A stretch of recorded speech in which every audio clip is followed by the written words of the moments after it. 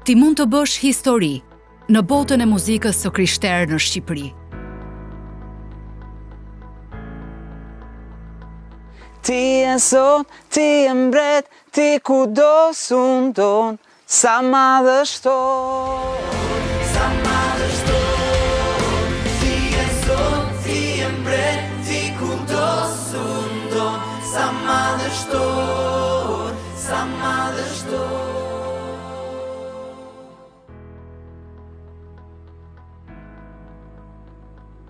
Hapa të guximshëm me një vizion të madh për një trashëgimi muzikore që do të këndohet brez pas brezi.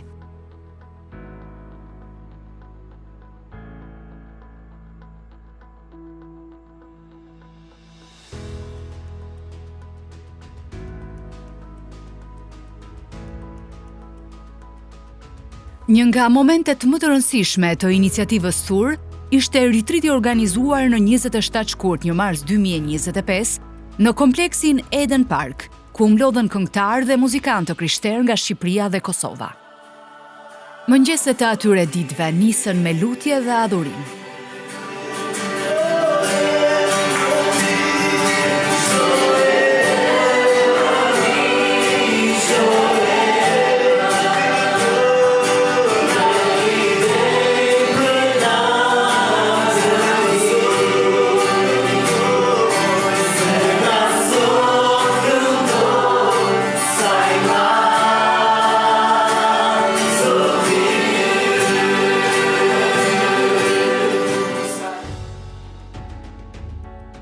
Ky takim ishte një mundësi për të shkëmbyer ide, për të ndarë frymëzimet dhe për të punuar së bashku në projekte të reja muzikore. Aureli, që të gjithë e njohim, plot energji dhe pasion për Zotin, foli për strukturën e një kënge. Shpesh ne traumat, vështirësitë, problemet, streset që kalojmë, i kalojmë shumë shpejt. Dhe nuk marrim kohë për t'ju kthyer atyre dhe për t'i analizuar. Në momentin që ti merr kohë, sepse kur ti je duke kaluar një traumë, ti nuk ke kohë të analizosh gjëra, ti do të dalësh nga trauma. Por në momentin që ti del, është mirë t'i kthehemi edhe ta analizojmë. Qa po më thoshte Perëndia? Si ka qenë Perëndia për mua? Sepse mendoj në këtë lloj mënyre ne do të shkruajmë këngë të vërteta. Ne kemi nevojë që të shkruajmë nga përjetimet tona. E mendoj kjo do të jetë shumë e fuqishme, sepse në këtë mënyrë njerëz do thonë, do identifikohen, thotë edhe unë kështu jam djerë, edhe unë, si të thuash pastaj atë këngë e merr dikush dhe e bën të tijen, e thotë faleminderit sepse me këtë këngë unë kam qenë duke adhuruar. Giulio dhe Ruthi, plot talent, u ndalen tek shkëndija kreativitetit. Ne themi ndonjëherë që këngët tona, edhe pse burojnë nga përvoja personale, shpesh shpallin një gjë që ndoshta nuk e besojmë shumë në atë moment. Ndoshta ti nuk e ndjen shumë fort që ky Zoti është i mirë apo është besnik, po ti ja shpall vetes dhe ja kujton vetes tënde. Edhe pse mos lejosh Zotin që të bëjë të njëjtin gjë, të përdori këtë këngë për dikë tjetër, që ai person të shpalli këtë besnikërinë e Zotit, mirësinë e tij, këto premtimet e tij. Muzika nuk pyet për barriera, nuk pyet për eksperienca, për përjetime që mund të kenë ngurtësuar ty. Muzika ka një akses nga dera e mbrapsme e zemrës së njeriut. Ne, si shqiptarë, duhet ta kapim imagjinatën dhe sidomos për fushën e krijimtarisë, që të sjellim një këngë, një melodi, një eksperiencë të re për kishën shqiptare në Shqipëri, në Kosovë, kudo. Edhe kur të këndojmë me atë që Zoti do që ne të këndojmë, për te asaj fluskës ku jemi. Bjorni, plot dëshirë dhe gëzim për adhurimin, foli për detyrat praktike dhe melodin. Prandaj, shpesh herë shkrimi këngë ka nevojë për besim. Jo për të përshkruar diçka në atë moment, po për përshkruar diçka që po vjen, ose për ta besuar derisa ose për ta kënduar atë gjë derisa ta besosh, ose për ta besuar derisa të ndodhi. Kënga si çdo të lahet shpeshherë. Kënga është një luftë. Është si gjithë të fjalët këtu. Për të arritur të sillim qiellin në tokë. So më ka marrë s'mundem të ri pa të thënë, Zot më ka marrë si një zog pa kraj jam këtu, dua të fluturoj, dua të jem me ty. Zot më ka marrë. Ritriti në Eden Park ishte një mundësi e jashtëzakonshme për këngëtarët dhe muzikantët e krishterë që të takohen, të ndajnë përvojat e tyre. Është bekim me ardhë prej Kosove, këtu në Tiranë edhe me u bashku me vlla edhe motra, me kriju këngë për Perëndin edhe me i dhanë lavd atij. Qëllimi kryesor është që ne po i japim lavdi Perëndis me këngë që po krijohen nga ne. Kështu që për neve është bekim me ardhë nga Kosova me u bashku bashkë këtu. Psalmi 96 thot, këndojeni Zotit një këngë të re, këndojeni Zotit o banorë të gjithë tokës. Gjithmonë në këngë të re ka një freski hynore, edhe këngët që Zoti më ka dhënë edhe i kam shkruar, kanë qenë përjetimet e mia personale. Kur unë kam parë Zotin të bëhet real në jetën time, edhe kështu që të kesh një këngë të re, Zoti bëhet më real, më i prekshëm, më afër teje. Ai e shfaq veten e tij në atë situatë dhe ti kupton se kush është ai, natyra e tij, karakteri i tij dhe dashuria e tij për ty. Duke krijuar këngë adhurimi në gjuhën shqipe, kjo iniciativë po ndërtoi një ur midis zemrave tona dhe Zotit, duke e bërë adhurimin më të afërt dhe më të kuptueshëm për të gjithë ne. Forca e tij është e përsosur, ai na mbron me ëngjët e tij. Gjëja e parë që më vjen në mendje në fakt është jam shumë i surprizuar edhe i befasuar nga gjithë organizimi i Thurit vetvete, edhe ka takime shumë interesante, për shembull para pak minutash sapo kishim një seancë ku zhvilluam të gjithë, u përpoqëm më saktë që të krijonin një këngë nga Aja, edhe ishte shumë interesant se ishin 5 ose 6 mendje të ndryshme dhe na duhej gjithë secili që të jepte opinionin e vet, mendjen e vet, edhe u bëm gjithë bashkë, edhe kemi krijuar për rreth 30 minuta, le të themi një këngë, strofë, bridge edhe refren, edhe është një gjë shumë e bukur edhe mezi pres që ta shohim të finalizuar edhe të orkestruar gjithë këngën. Thur vjen si një thirrje për të krijuar një identitet të fortë muzikor në gjuhën shqipe. Kemi stile shumë të ndryshme të shkruarit edhe të krijuarit, të muzikës, të tekstit. Kështu që na është dashur një 2 vite që ti mprehim këto edhe që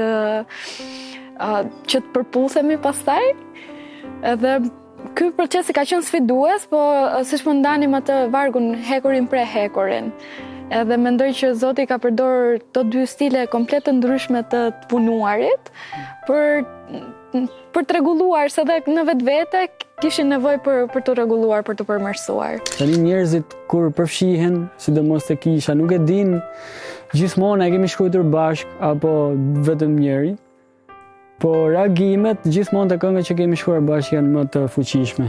Edhe është sfiduese për gjërat që edhe Ruthi përmendi, për tipat, për aspektet teknike, mënyrën se si ne jemi mësuar të krijojmë.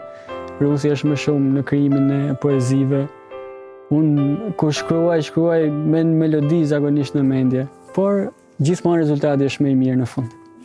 Është një thirrje që Perëndia po na bën të gjithë adhuruesve shqiptar, të gjithëve atyre që kanë zemër të shkruajnë. Është një thirrje që Perëndia dëshiron që ne të jemi në unitet dhe ta marrim këtë kohë për të shkruar këngë në mënyrë që të bekojmë kishën shqiptare, por jo vetëm kaq. Perëndia ka fitore për gjithë ne. Prandaj, unë ju inkurajoj shkruani sa më shumë këngë të reja. Thur na kujton se fuqia e muzikës është thellësisht personale. Në një atmosferë plot energji dhe frymëzim, u krijuan disa nga këngët më të bukura të adhurimit, të cilat premtojnë të prekin zemrat e shumëve.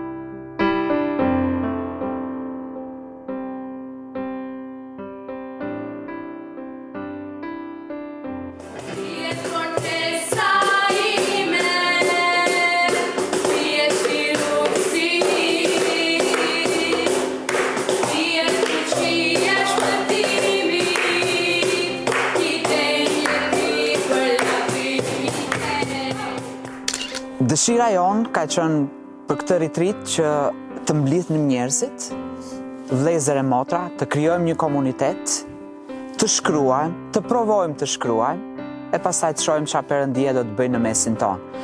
Kështu që nëse vetëm kjo është qëllimi, besoj që ja kemi arritur. Po. E pastaj të shohim më vonë çfarë Perëndia do të bëjmë me këtë komunitet. Ajo që besojmë vërtet është që kjo t'jetë vetëm një shkëndi për atë që po vjen, edhe t'jetë një shpërthim këngësh, lavdërimi dhe adhurimi që ta mbushin të gjithë Shqipërinë, qytet mas qyteti, kish mas kishe, edhe komunitet mas komuniteti. E rëndësishme është që mbasi ti krijojmë këto lavde, mbasi të nxitemi në adhurim për Perëndin, të vim të gjithë bashkë, edhe t'ja shprehim atij, po edhe ta ndajmë me njëri tjetrin në mënyrë që kisha të inkurajohet për të parë fytyrën e Perëndis, edhe për ta ndjekur e për të rënë dashuri më shumë me të. Iniciativa Thur është një hap drejt një bashkësie më të fortë, më të frymëzuar. Kemi qenë të bekuar të ndajmë eksperiencat tona se si Zoti ka qenë afër nesh, është bërë i prekshëm për ne, ka ecur afër nesh, edhe përmes këngës ti ke një dëshmi për treguar njerëzve se çfarë Zoti ka bërë për ty. Ai unë si çdo njeri që ka në zemër të krijojë një këngë, edhe ka një përjetim me Zotin. Unë besoj në zemrën time që shkruaj, sepse ajo që ti do të shkruash do t'i jap lavdi Zotit në kohët më të vështira. Jam shumë i njohës për këtë takim sepse mendoj që çdo drejtues adhurimi ka nevojë të jetë prezent në këto takime për shkak sepse mungojnë trajnime të tilla, mungojnë trajnime se si të kemi edhe të krijojmë një këngë të re, mungojnë takimet ku drejtuesit mblidhen së bashku dhe në një farë mënyrë qenë hallet me njëri tjetrin. Kështu që për mua është shumë bekim të jem në këtë takim, për arsye ndoshta disa gjëra dhe mund t'i di. Po disa gjëra rifreskohen brenda meje dhe më inkurajojnë zemrën time për të krijuar këngë të reja, këngë që do t'i shërbejnë patjetër kishës, po dhe komunitetit tonë. Jam frymëzuar shumë, domethënë me grupin që kemi krijuar dje dhe sot, për të shkruar disa këngë të reja për të shpërndar me ju, me kishat mbar Shqipërisë edhe Kosovës. Thur është një ftesë për të gjithë ata që kanë një zemër për adhurimin, një dhunti në muzikë, apo edhe në të shkruar. Kur jam duke kaluar kohën me Zotin, mund të jetë një varg që më ka bërë përshtypje, mund të jetë diçka që ka nevojë të shprehet Perëndis, diçka që na rikthen te kush Perëndia është, që më nxit të shkruaj tekste bazuar pra në fjalën e Perëndis, por mund të jenë dhe tekste spontane, mund të jenë melodi që mund të jenë dëgjuar më përpara dhe pak të modifikuara. Është koha që të bashkojmë talentet dhe të ndërtojmë një kulturë të re adhurimi në gjuhën shqipe për lavdinë e Perëndis. Këngë të reja të cilat synojnë të pasurojnë repertorin e adhurimit në shqip. Dhe ky është vetëm fillimi. Perëndia na ka dhënë një detyrë dhe një përgjegjësi që nuk është thjesht për kishën tonë, është për te, kemi nevojë ta kapim e kemi nevojë të lidhemi me zemrën e tij për të rrjedhur në gjithë Shqipërinë.